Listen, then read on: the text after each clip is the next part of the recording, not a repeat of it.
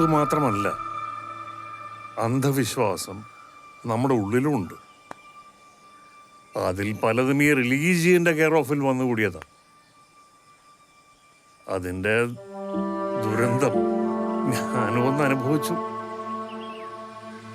ചിലരുമായിട്ട് സ്വർഗത്തെക്കുറിച്ചും നരകത്തെക്കുറിച്ചും ഒന്ന് തർക്കിച്ചപ്പോൾ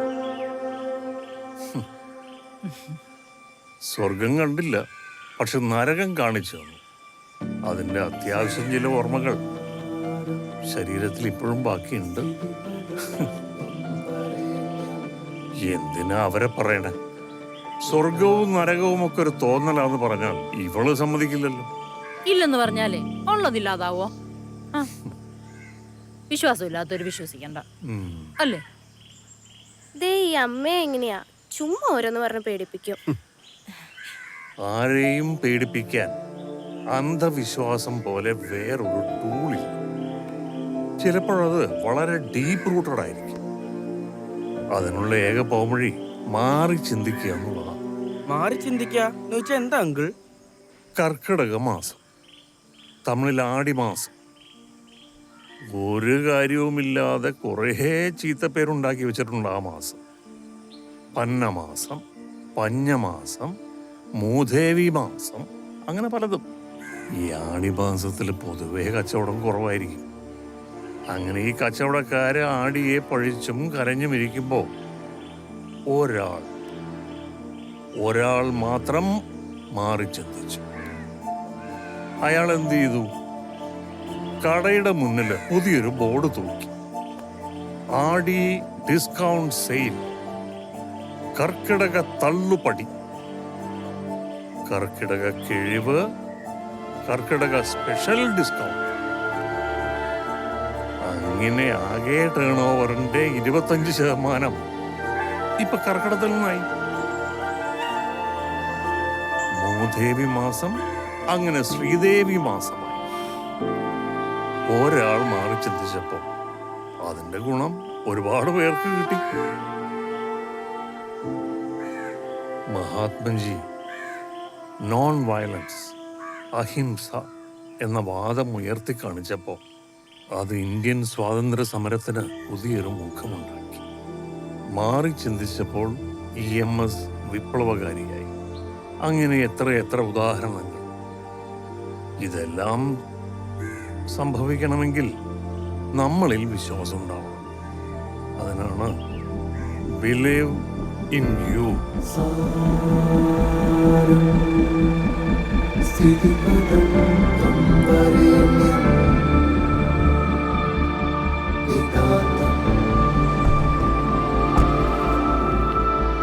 നന്നായിട്ട് സാർ. ഇതിനു മുമ്പ് കേൾക്കാത്തത് കേട്ടപ്പോൾ ഒരു ഫ്രഷ്നസ് തോന്നി. Thank you sir. സാറേ വളരെ നന്നായിരുന്നു. ഭംഗി വാക്ക് പറയല്ല. നല്ല ക്ലാസ് ആയിരുന്നു അല്ലേ? നമുക്ക് ഇനിയും വരാം. നിനക്ക് എന്ത് തോന്നി? Believe in you. എടി ഇടയ്ക്കിടയ്ക്ക് നീ സാറിന്റെ ക്ലാസ് അറ്റൻഡ് ചെയ്യും. അപ്പൊ അതിന്റെ പേടിപ്പിക്കലൊക്കെ അങ്ങ് മാറും. എന്നെ കൂടി ഉദ്ദേശിച്ച കേട്ടോ.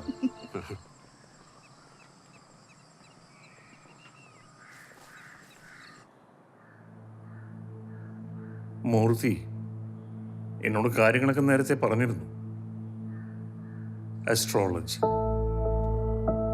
അസ്ട്രോളജി സയൻസ് ആണെന്നാണല്ലോ പറയുന്നത്. ഏത് സയൻസിനും തെറ്റും ശരിയും ഉണ്ടാവാം, അല്ലേ? അയാൾ പറഞ്ഞത് പലതും ശരിയായിരുന്നു സാർ. മരണം സംഭവിക്കുന്നതിനുള്ള കാരണം മുൻകൂട്ടി അറിയാൻ കഴിഞ്ഞാൽ ഒരു പരിധിവരെ നമ്മുടെ ഡോക്ടേഴ്സിന് നമ്മളെ സഹായിക്കാൻ കഴിയും. പിന്നെ നമ്മൾ ആശ്രയിക്കുന്നത് വിശ്വാസങ്ങളെ, ദൈവത്തെ, അതിനെല്ലാം കഴിഞ്ഞേക്കാം. ബിയോണ്ട് ദാറ്റ് പ്രകൃതി അങ്ങനെ എല്ലാ കാര്യങ്ങളും അതിൻ്റെ കാരണങ്ങളും കണ്ടുപിടിക്കാനോ മനസ്സിലാക്കാനോ മനുഷ്യനെ അനുവദിക്കാറില്ല. അത് സയൻസും സമ്മതിക്കുന്നുണ്ട്.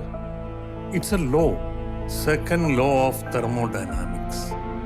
ഈ ഭൗതിക ശാസ്ത്രജ്ഞർ ഇതിനെ സിസ്റ്റം ഓഫ് എൻട്രോപ്പി എന്നാണ് പറയുക.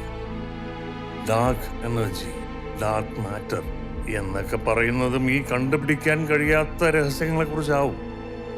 ഈ വിധി, ഫെയ്റ്റ് എന്നൊക്കെ വിളിക്കുന്നതും ഈ കണ്ടുപിടിക്കാൻ കഴിയാത്ത കാര്യങ്ങളെ കുറിച്ചാവാം. ഞാൻ വിവാഹം കഴിക്കുന്നതാണ് കാരണമെങ്കിൽ എനിക്ക് ഈ വിവാഹം വേണ്ട സാർ. അവള് ജീവനോടെ ഇരുന്നാ മതി. മിഥുൻ, അക്ബർ ചക്രവർത്തി ഒരിക്കൽ ബീർബലിനോട് പറഞ്ഞു, നോക്കൂ ബീർബൽ, ആ വെളുത്ത ചുവരിൽ നിങ്ങൾ എന്തെങ്കിലും ഒന്ന് എഴുതിയിടും. ഒരു നിബന്ധന, സന്തോഷിച്ചിരിക്കുന്നവർക്കത് വായിക്കുമ്പോൾ ദുഃഖവും, ദുഃഖിച്ചിരിക്കുന്നവർക്കത് കാണുമ്പോൾ വായിക്കുമ്പോൾ സന്തോഷവും തോന്നും. അധികം സമയമൊന്നും എടുത്തില്ല. ബീർബൽ അവിടെ ചെന്ന് ആ ചുവരിൽ എന്തോ എഴുതി. അതിങ്ങനെയായിരുന്നു, ഈ നേരവും കടന്നു പോകും.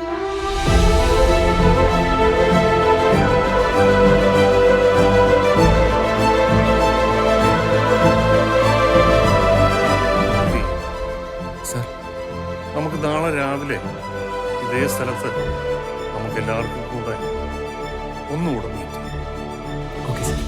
ഞാനൊന്ന് ആലോചിക്കട്ടെ.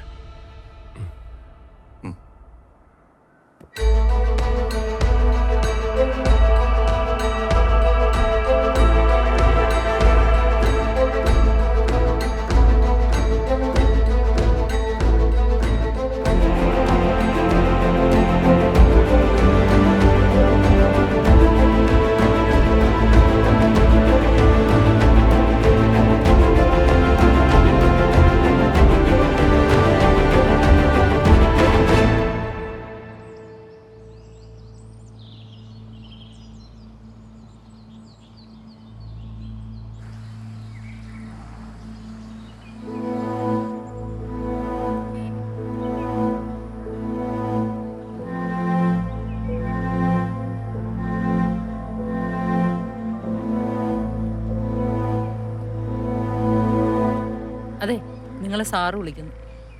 വാ.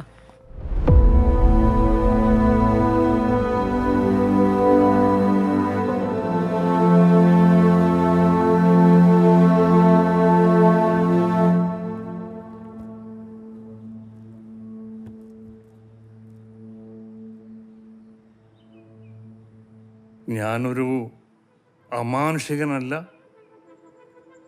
ഗോഡ്മാനുമല്ല. പക്ഷേ ചില വിഷയങ്ങൾ ആഴത്തിൽ ചിന്തിക്കാൻ കഴിഞ്ഞെന്ന് വരും. മിഥുന്റെ കാര്യം ഞാൻ രാത്രി മുഴുവൻ ആലോചിച്ചു.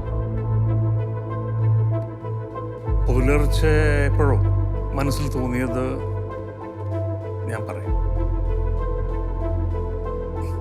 കേൾക്കുമ്പോൾ വട്ടാൻ തോന്നാം. എന്താണ് ഇതിന്റെ ലോജിക്? ഇത് പ്രാക്ടിക്കലോ? ഇതൊക്കെ നടക്കും എന്നൊക്കെ ചോദിച്ചാൽ എന്റെ കയ്യിൽ ഉത്തരവില്ല. കേട്ടിട്ട് തള്ളാനും കൊള്ളാനുമുള്ള സ്വാതന്ത്ര്യം മിഥുനുണ്ട്.